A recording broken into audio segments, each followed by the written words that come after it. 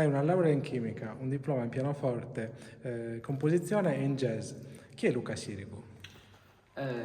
Sicuramente è uno che ha fatto molte cose diverse perché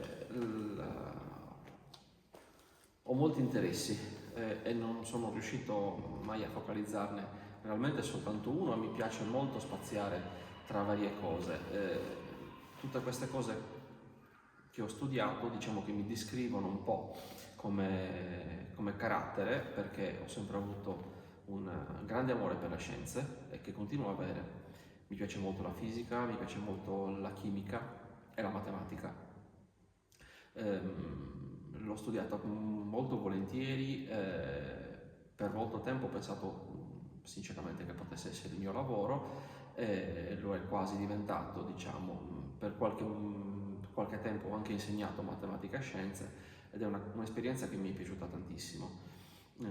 Poi comunque ho optato anche per praticità di dedicarmi alle materie musicali e quindi pianoforte, composizione e jazz per me sono le tre cose diciamo che mi hanno interessato di più della musica.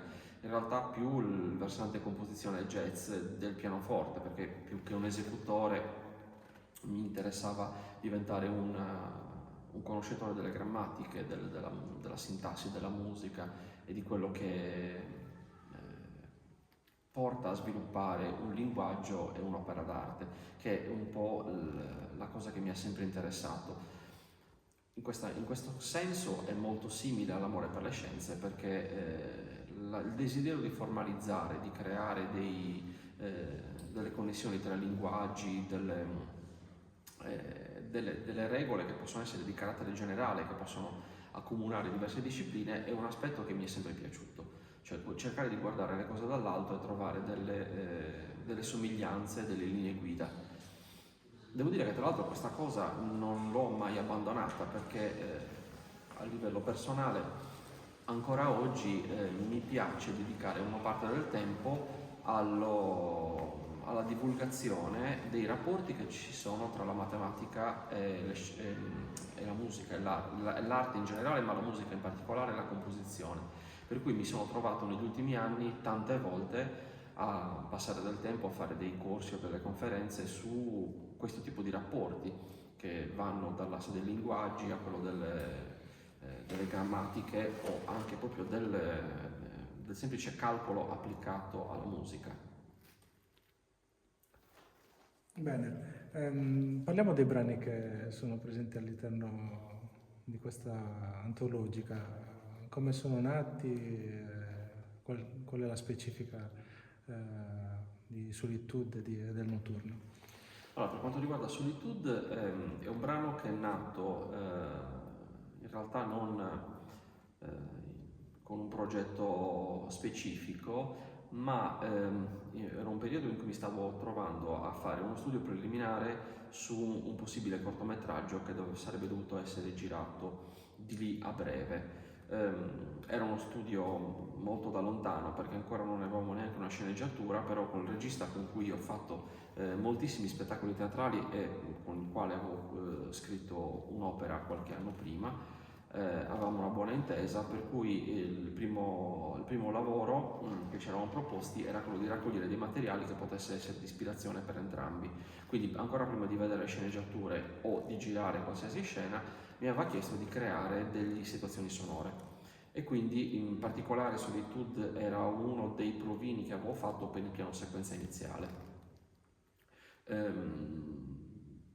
Avevo fatto delle prove come musiche pianistiche, avevo scritto un pezzo per voci e qualcosa di elettronico.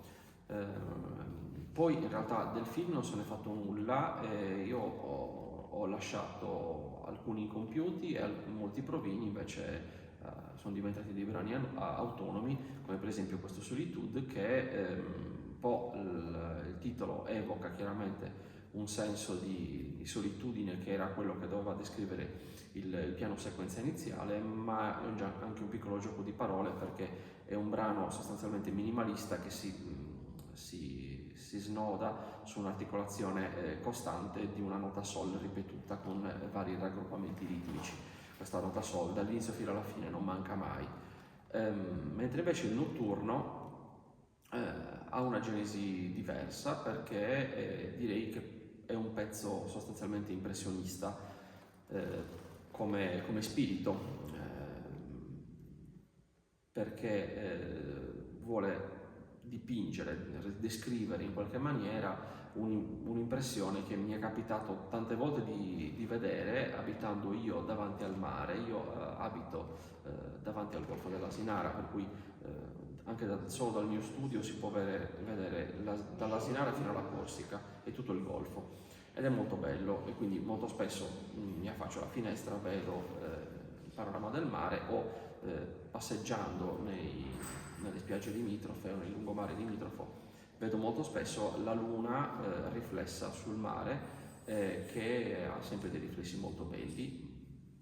Una sera d'agosto aveva veramente un bel dipinto sopra il mare, e mi ha fatto venire voglia di provare a mettere giù delle note che potessero descrivere questa sensazione, ed è nato un notturno,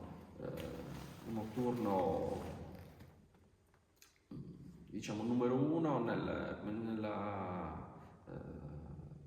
promessa di riscriverne qualcun altro, che ancora non ho fatto, però vorrei farlo. Il genere di notturno si rifà sicuramente alla musica di Field e di Chopin, anche se come linguaggio il mio non ha niente a che fare, ma come spirito mi piaceva accostarmi, e anche come tradizione romantica. Anche questo brano ha una dedica, infatti l'ho dovuto dedicare a mia moglie, perché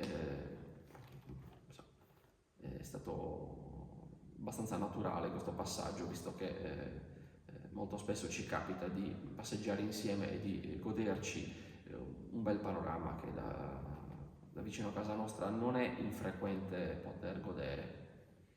Ok, hai parlato di Chopin, di Field, mi viene da chiederti quali sono i tuoi, diciamo, musicisti di riferimento, storici, e se puoi indicarci magari qualche giovane dato nel presente o che ti ha colpito. Dunque, i miei riferimenti sono abbastanza eclettici, come tutto il resto che mi caratterizza, per cui mi piacciono molte cose diverse. Se rimaniamo nell'ambito dei classici, sicuramente mi piace ovviamente tutti i classici che si sono dedicati alla scrittura per pianoforte, che mi hanno influenzato in maniera diretta, in primis Chopin e Debussy. Per quanto riguarda invece la musica più moderna, i riferimenti sono stati sicuramente Ligeti,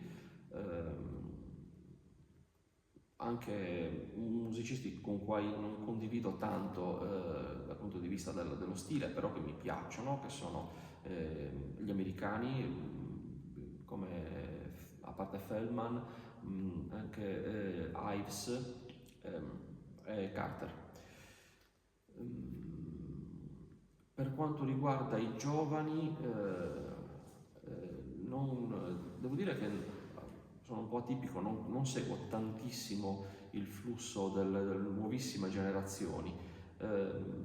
Diciamo, tra le nuove e non nuovissime, sono stato impressionato positivamente dalla musica di Luca Macchi, che penso che sia uno dei più interessanti ultimamente. Per il resto, in genere, non mi rifaccio a qualcuno in particolare. Sono stato sicuramente molto influenzato invece da tutti i compositori barra improvvisatori dell'area del jazz, che ho frequentato tanto e che mi hanno influenzato moltissimo. La parte che mi interessa di più, che mi è piaciuta di più, è la parte, diciamo, europea, americana. Diciamo, il jazz dei neri d'America è quello forse più autentico, più vero, ma che trovo un po' distante dal mio sentimento. Diciamo che tutta quanta invece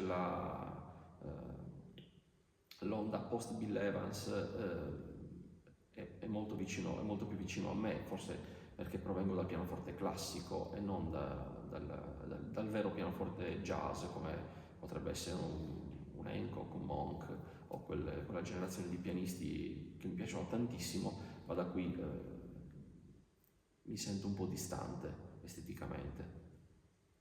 Ok, i tuoi progetti futuri o la tua visione futura della musica? Allora, i miei progetti futuri, diciamo nell'immediato, nel futuro c'è un po' di lavoro attorno alla scrittura per coro. Da un bel po' di anni ormai mi dedico tempo quasi pieno alla direzione di coro, per cui il coro è un po' il mio strumento ormai. E dopo anni di silenzio, o che ho scritto solo e esclusivamente per strumenti, mi piace passare del tempo, dedicarmi a scrivere per voci. Una cosa che mi piacerebbe molto approfondire e sviluppare è anche la scrittura didattica, soprattutto per voci bianche e per giovani, per ragazzi, perché facendo anche l'insegnante, che è una delle attività che mi occupa più tempo, in assoluto mi rendo conto che non è sempre così banale o facile trovare della letteratura che sia adatta a tutti i ragazzi, soprattutto ai ragazzi che abbiamo oggi, sia dal punto di vista strumentale che dal punto di vista vocale. E quindi, nonostante ci sia una enorme produzione, penso che ci sia ancora spazio e bisogno per avere delle opere nuove.